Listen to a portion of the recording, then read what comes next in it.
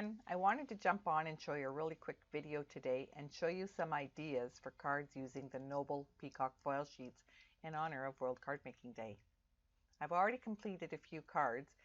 Now for these first two here, I made a faux ribbon with the blueberry bushel foil and the stylish scroll embossing folder. Both cards are the same. One uses 1/4 inch and the other 1/2 inch for the foil ribbon. For this one here, I used the Basket Weave 3D embossing folder on the pretty peacock foil. So this last card I'm going to make for you now. I'll use the stylish scroll embossing folder again, and this time I'm going to use the butterfly beauty dies to cut out the embossed images on the old olive foil. So we'll use old olive for the card base and rich raspberry cardstock for the layer. To help keep the card coordinated, I used the stylish scroll embossing folder on this piece.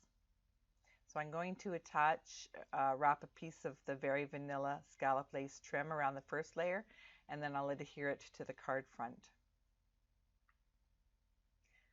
Now, as I mentioned earlier, I used the embossing folder first to give the foil some texture, and then used the butterfly beauty dies to cut them out. And I also used the small butterfly from the Butterfly Duet Punch. I used very vanilla and old olive cardstock with the stitch nested labels dies to cut out 4 pieces, 2 for the main body and 2 for the greeting. I did pre-stamp the greeting in old olive ink prior to cutting it out. I then stamped a butterfly using the Butterfly Wishes stamp set and rich raspberry ink. I then used the multi-purpose liquid glue to adhere the butterflies to the nested layers. And then you can finish assembling your card.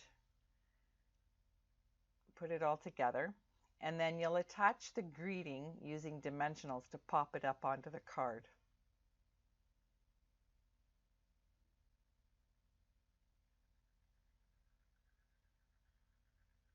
I used liquid glue to attach the ribbon.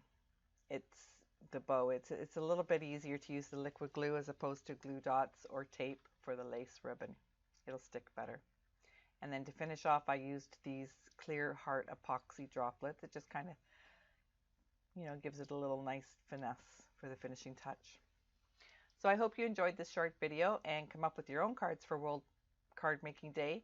I would love to feature cards you make on my webpage, so don't hesitate to send me pictures to Lori at stampwithlori.com.